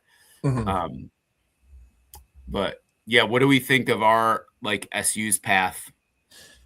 So the Yale one is interesting because I've listened to a lot of the analysis about Yale. And everything I've heard is young, like a young team. I think they said Syracuse a couple of years ago. I think that's the comparison that I've heard. Yeah, they're comparing them to like 2 years ago, Cuse. You said it. I mean, we can say it this way. If they play a complete game, that's what I'm going to say, right? Yep. Like, we can play this game, get by Yale, and anything happens. That's how I'll say it. Like, and the chaos can happen. Let's just call it what it is. Like, yeah, I'm hoping that I think it'll happen is that, up until last week, there was another game, right? Like there was always another game. This is it now, right? So now do we see the seniors ultimately lock in because they're like, we're done after this, right? Like we're packing our shit if we don't win. Yeah. Like where everything else was like, oh, we have got the next game. We got the next game. Like, right. So it makes me wonder if these seniors will really like tap in and be like, all right, this is it, boys. We're going now. Like get on the train or get off. Like we're going. Right. I'm very intrigued. This is I'll be honest with you. I think that Yale's a really bad matchup for us. Personally. Why do you say that? I don't know enough about them, so I was just gonna say I'm in the same. Their strength is their midfield.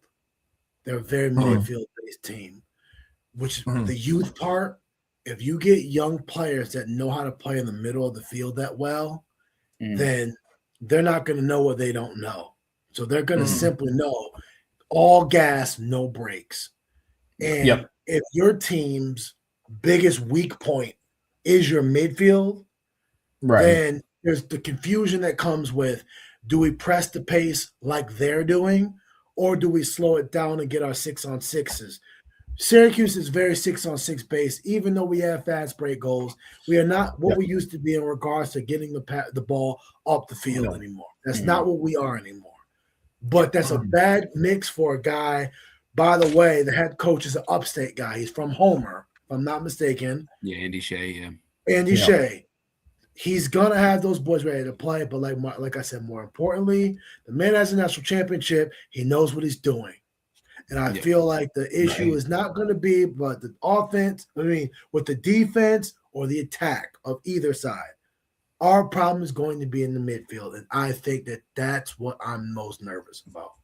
It's it's the anticipation of the bad game or the not as bad games as we've been having in the midfield that could ultimately reveals a game like this where it may not work out in our favor. And that's what I'm concerned about. The matchup. I'm gonna say this as nicely as I can. I just hope we don't get graduation hangover like we do every other year. That happens. It sucks, man. It sucks. Being one of those people. We played Siena the night we graduated. The day we graduated, we walked, and then then later that day we played Siena. Now, luckily it worked for us. We won the game, but that's hard. And that's a regular thing, by the way, too. That's always been the case for Syracuse lacrosse. We graduate on that Sunday, and then we play. Yeah, it's the scheduling, the great scheduling, obviously. And I'm not saying more annoying is we don't have the late game. We used to have the late game. Yep. We have the second to last game. So we have the 5 game, and the last game is like it's a 7:30 even shorter game. between graduation and. I was just gonna say you're literally graduating, walking across stage. Okay, bye. I gotta go. Get ready. Deuces, thank you. Take pictures with mom and dad. Whatever family members. All right, you got to have water with you. You drinking water all day, right? Like you really not going to be in the actual you're going to be. It's confusing.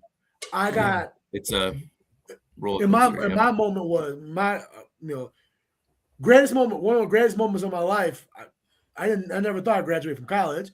I graduated from college, and it's like, oh, by the way, you lose this game, your career over. Same day.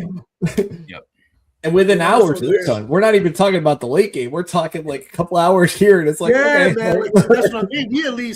We graduated. I think our ceremony started at 10:30 or something. Yeah, we did the whole walk thing. We're in the dome, whatever. We walk around. My best friend Yanni, we sat next to each other for the big graduation.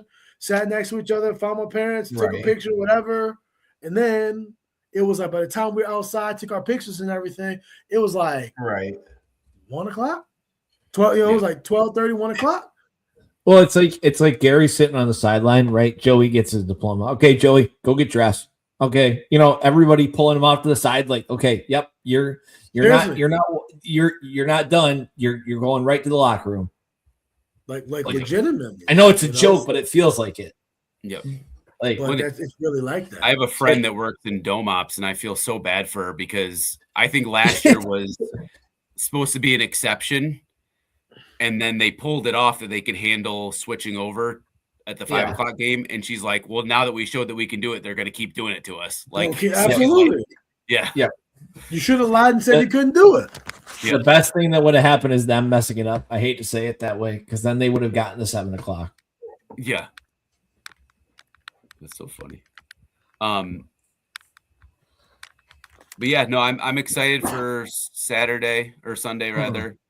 I think, like we said, we got to play a full game. Yep. I think too we have to win the specialist matchups. Johnny's got to win, and then Jimmy's got to win the goalie battle. Their goalie's pretty good. He's got right around the same kind of stats as Jimmy. I think the one thing people keep saying is he's never played in the Dome, so that might be good for a goal or two for us, hopefully. Not the same advantage anymore, though. Unfortunately. Yeah, without the silver seats in the background. Correct.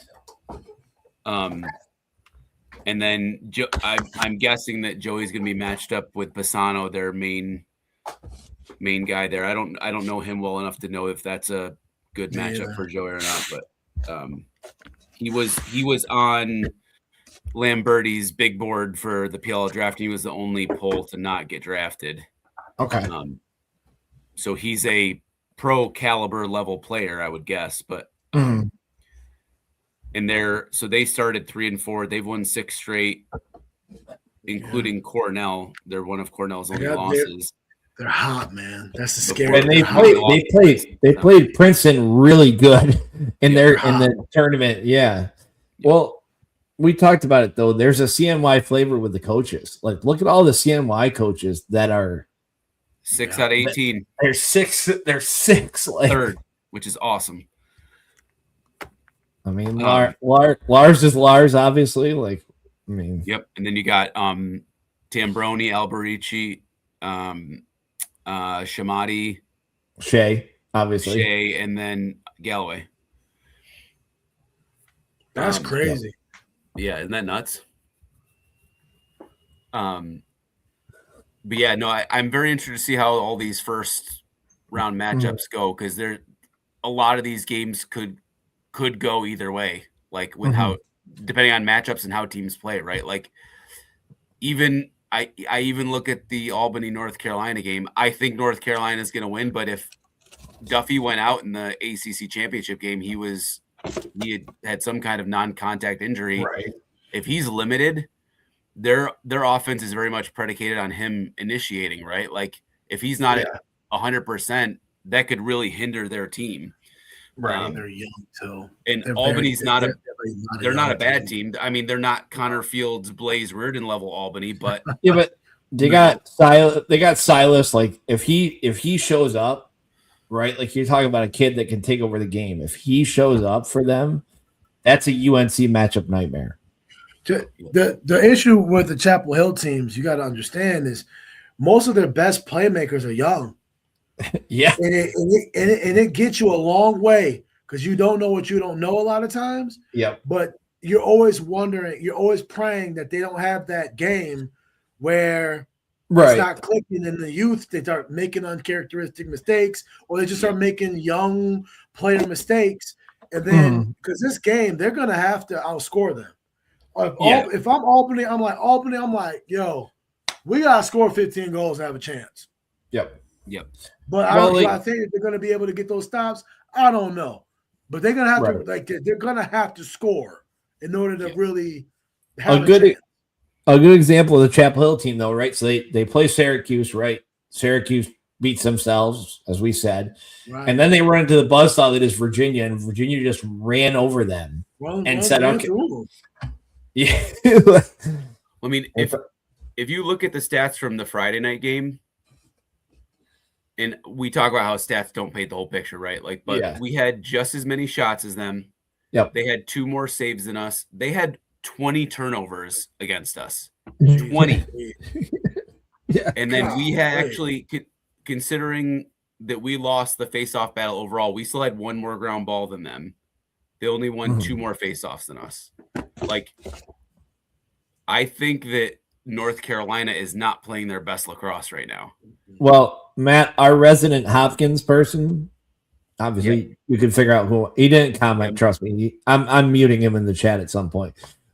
Said he wouldn't be shocked if they lose in the first round. That's what I mean,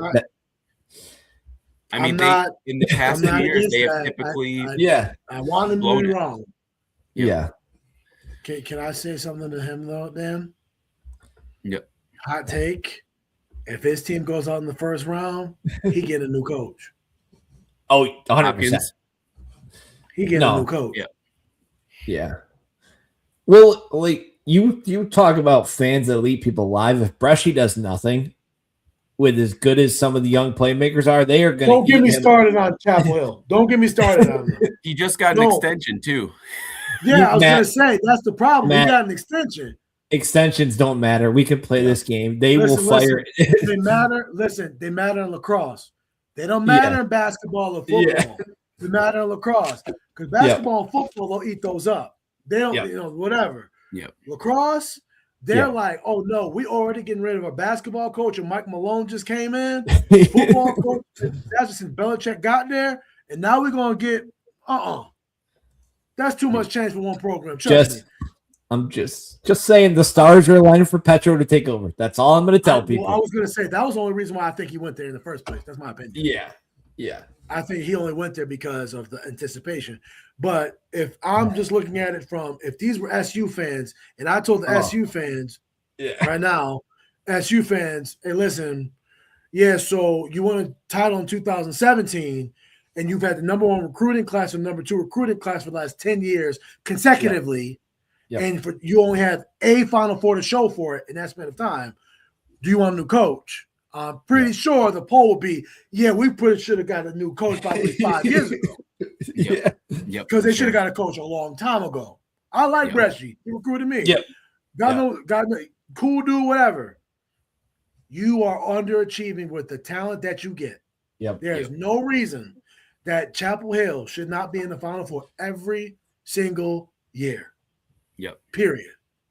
Well, it's funny because when we talked in the fall about the juniors, because we talked about the junior recruiting class and how North Carolina has the number 1 for the 27s, but they have 5 5-star attackmen, and I'm like, they can't all play. You can only have 3 on the field at one time, right? Like, so also, that's it's it's a whole thing, but yeah. Transfer. I'll ask it this way: if not Syracuse, right? Because we all want Syracuse to win. Obviously, I'm not even saying that's not even a question. Who wins the bracket? Our side of the bracket? No, I'm the whole. I'll just say the whole. Yeah, I'm biased. I'll give a biased answer, and I'll give you like what my heart's kind of telling me. Okay. I have 2 biased ones actually. Okay. It'd be pretty cool to see my man Galloway. That's my guy. Like right. It'd be kind of cool. That's another like Cinderella. So that's like actually I don't even count. That's whatever. Yeah. I think we all want that. I think we would all be happy if that was that. It'd be kind of cool to just see JU only Division I program, Florida. The fact that they really a resurrection, and that would have been pretty. That's a dope story, right? If I'm going off of actual like the sleepers and all that stuff, kind of hard for me not to say. I'm a big Virginia guy. I love Lars Tiffany. Met him a few times. Signed a book for me. Lars Tiffany is dope. Like I just love him.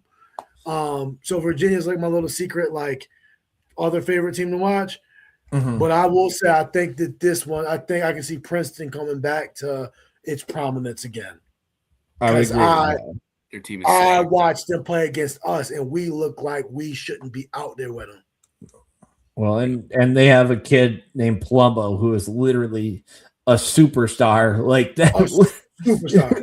Yeah. So I feel like my logical mind says, yeah, Princeton is the best team in the country, and they have kind of shown that throughout the year, but we love the Cinderella Richmond story for a few weeks where they were number one, and like there's some dope stories that are in the game, but I think that consistently throughout it was like Princeton is the best team, top to bottom, every aspect of the game. Yep. Mm-hmm. Yeah. After they went 2-0 in the ACC Ivy weekend there, where they beat us in Notre Dame over a weekend, I was like, okay, yep. Like, I thought they beat Chapel Hill as well. Yep. They got. I mean, those 3 wins alone. I'm like, yeah. They've lost what? They've only lost 1 or 2 games. So they lost their first game to Penn State. Yeah. And then they, I think they've only dropped one other one. I think. Like I said, if I'm just gonna be logical and be like, okay, outside of my semantics and all that, Princeton been the best team beginning to end so far this year. Yep. Yeah. You know, the scary part about you said with your heart, and that's where my logical brain goes. UVA comes in as the hottest team, one of the hottest teams in the country, right? If they ride that wave, obviously it can change. It's hot right now. Yeah. It's hot. Yep. If they ride that wave, a storybook ending, you win it there, obviously at home. Probably the last time was the 90s. I think was the last time it was at a college site where they can call it that. And be there. Yeah. I heard some I did hear something though that a few birdies that I do know that went to Virginia that there is kind of a disconnect between Lars and Virginia in regards to, I think either it's the athletic department or maybe like former players, whatever. There's a disconnect there for what I've been told. So like there's been some things going on with the program that although the product on the field obviously looks like Virginia lacrosse as we know it, there's also something else that's been going on. And I just feel like they clearly have figured something out. I think that they're going to continue to ride that. Yeah. But I also think that would be pretty cool to win the national championship in my home stadium. That'd be pretty cool. So, and you got the CNY connection, right? Ideally, I want one of those coaches to win it, right? Like I want a CNY guy that. It'd be dope. Yeah, it'd be cool, man. You talking about former Princeton? Yeah. I just don't see Richmond as a legit contender. I hate to do this, but like I've seen enough of them to say they're good, right? I'm not even saying that they're bad. I don't know if they could beat a Princeton. I don't know if they could beat a North. I don't know if they could beat a Notre Dame, right? They did it. I'm not saying that they're not good, but like playoff lacrosse is different than regular season lacrosse. The hard thing about go ahead, John. Go on. No, you go, man. I'm sorry. I was going to say the thing that's interesting to me is if you look at week 1 and the games that were canceled, that could have completely changed the landscape of what this bracket looks like. And one of them is Richmond versus Maryland. Yep. Talk about how different that could have changed the season. Teams, right? Like I went back and forth with Googs about that, and that was one of my favorite conversations yesterday because we were talking about the if Tillman needs to go. Pretty much that was the conversation that we were having. I think personally, like that does change it. Like we can play the hypothetical. If Maryland wins that game, they're in. They're in. Yeah, right? They're in. Right. If Richmond loses that game, who knows how that affects the rest of their season? Like the whole season could be different based on that one game. And Richmond is a hard judge call because they don't have the regular hype of the Marylands, of the Virginians, of the Syracuses, of the Dukes. So they have to hit they have to strike while it's rich. And it's bigger than just them getting the ranking.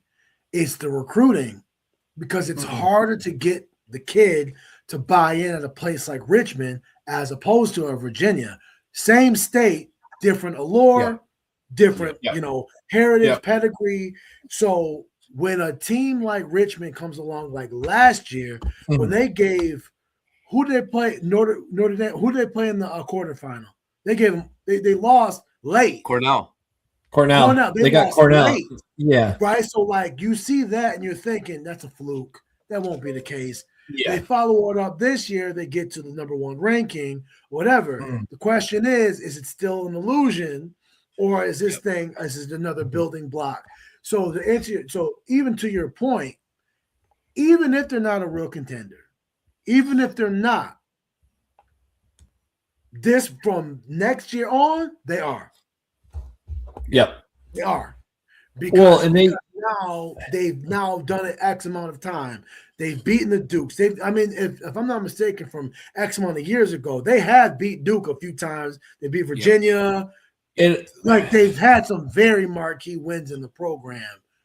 Right. I think that next year, even if they don't go far, I think that they ultimately have now solidified themselves as it's bigger than waiting for the clock to strike 12. I think that they're now. Here. We really are here. I was gonna say I don't want to sound like a Duke defender here, Matt. Obviously, I hate to do this.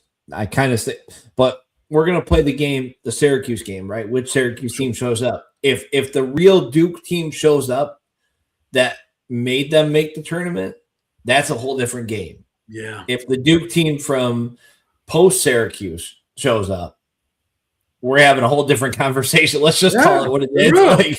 That's real. Well, that's real. It just further pisses me off that North Carolina didn't show up that game. Got obliterated by Duke, because if they just beat Duke, then Duke wouldn't even be in the tournament. But then probably Maryland. I'm gonna do this. Then Maryland gets in.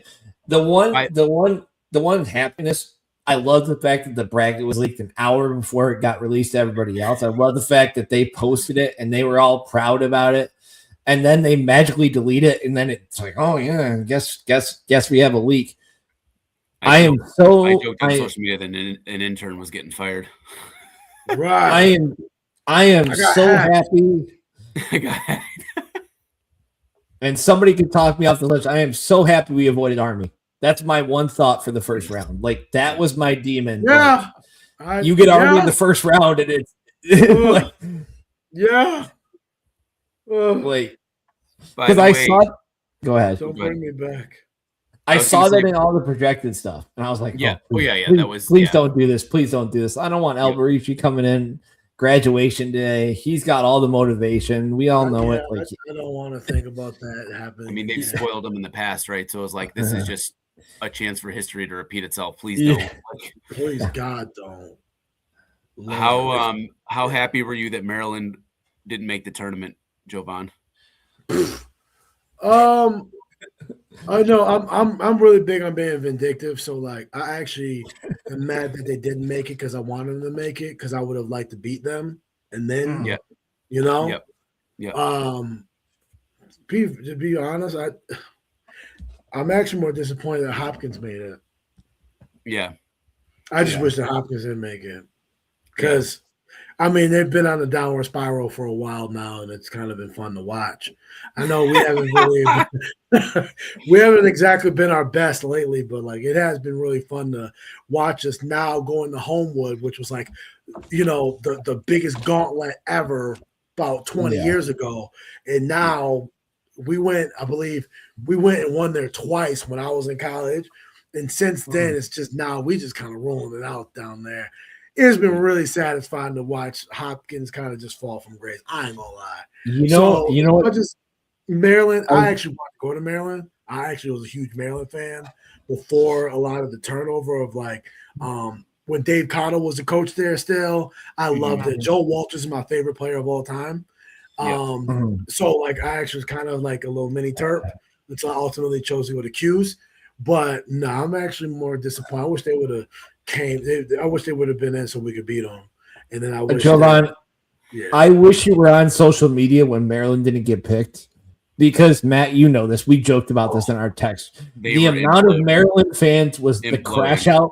It was amazing. The crash out probably was unbelievable. It was amazing because unbelievable. Matt, you know who I'm talking about when I say this. There were texts that we sent with tweets, and it was just really funny to see all the reaction. Like, the committee hates Maryland. The committee doesn't value Maryland. They were looking for a reason not to put them in. Let's be honest. I believe that most sports conversations are always about. I do, in my personal opinion, I like evil empires. I think that it makes sports more interesting when you have an evil empire. And I think for the time, everybody respected Virginia. We didn't look at them as an evil empire. Everybody was happy for Notre Dame when they finally got over the hump. It was like this good for you guys. But there was a part of time from the stall ball game when I was my last collegiate game to when they beat Ohio State to win the national championship, where in that span of time, it was like Maryland was the evil empire. And it was they were getting to the championship and everybody was celebrating when they lost. That's how you knew that they were like the evil empire. Yep. It wasn't like, oh man, they keep getting there. They're so close. Where it was like, nah, thank you, God. It just makes the hurt feel worse. So I feel like they're the evil empire for so long. There's an entitlement that comes with that. Do I get it? I do understand why they would feel like they're entitled to get into the tournament.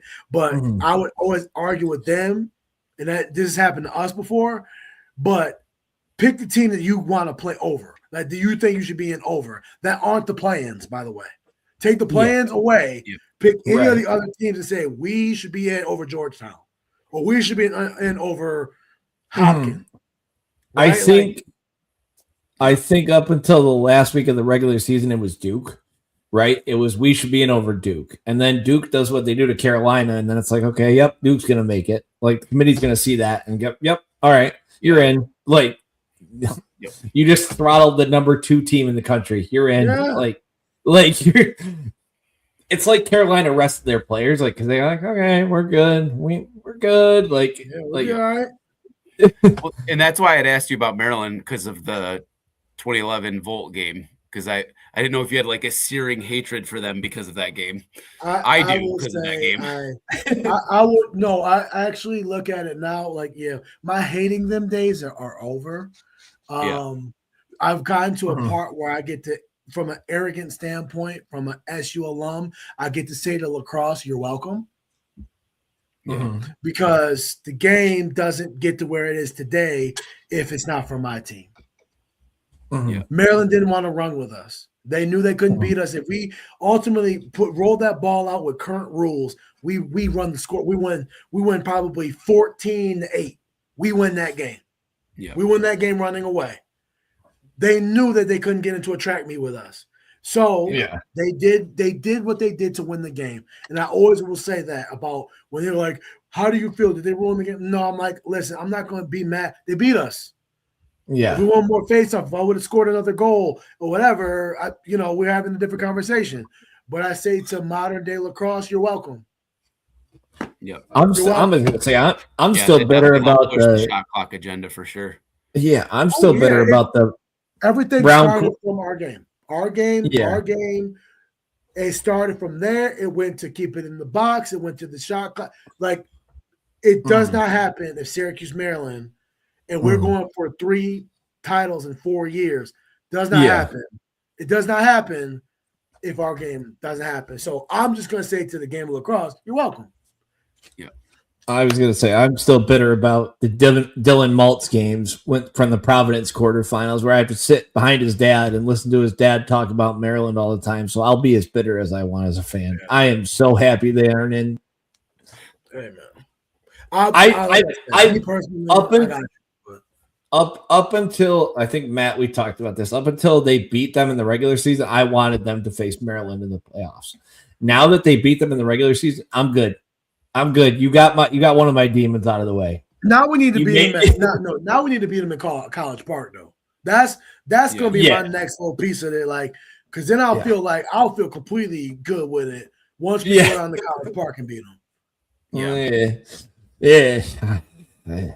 I agree with you. That's all I'm going to say. I'm not going to go into that. We don't have time for that one. Well, Matt? I think also because we've gone almost 2 hours, I think we've pretty much covered it. But should be a good game Sunday. Hopefully, the boys bring their A game, and we're playing next weekend too. So, Jovan, we appreciate you hopping on with us. Always don't go ghost. Don't go ghost all of a sudden. Then don't just. I got Jovan's number now, so now we've got a direct line. Does have my number, but I'll be on IG for. I'm just on IG, but I'll be on for a little bit, probably for all summer. Okay. And then we'll see from there. But I'll make sure to let you guys know if I ultimately am going to go. Well, Matt gets a hold of Jovan. I'll say this right here. I can make this joke. You'll understand. But Joey magically is unattainable. That's all I keep hearing. Joey can't come on. But he texted Jovan in 2 seconds and said, "Come on." That's all I'm going to say. That's all? That's all I'm not going to. You're such a turd, Dan. Somebody's going to believe what I just said, Matt. So you're welcome. They're going to message you about that. Like, no, hopefully everything goes good, obviously, on Sunday. And we're talking about good things next week. Congratulations to the boys for graduation. And then I would just say, I have my concerns about the game. I agree with your friend. I could see it. But at the same time, I also think that I looked at it the way I looked at it my senior year, and I think that the seniors are looking at it. It's bigger than just playing Yale. It's, do you want your last game as an Orange in the Dome to be a loss? Yep. I'd rather lose away. 100 times out of 100. That alone will propel you over the line of like, oh no, because at least we lost to Maryland the following week, but I'm like, we beat Siena to get there, and I'm also like, we lost in the same place we won 2 titles. Kind of best of both worlds. Yeah, for sure. I'm cool with it. So, I appreciate it. Yeah, I appreciate you guys thinking of me, and I'm always available. Yeah, if you can reach me. If we can reach you. As always, go Orange. Go Orange. Yes, sir.